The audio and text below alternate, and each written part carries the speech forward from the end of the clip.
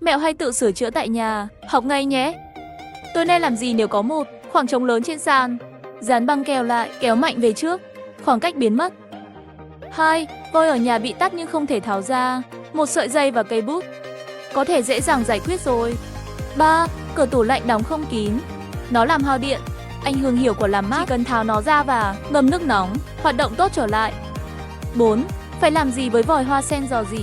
Lấy một bao tay cao su, sau khi cuốn vài lần và vặn vào, nó đã được sửa chữa. 5. Pít của nhỏ và cờ lê lớn, sử dụng một vật cứng, chèn vào khe hở. Theo dõi kênh để học thêm nhiều mẹo hay nhé!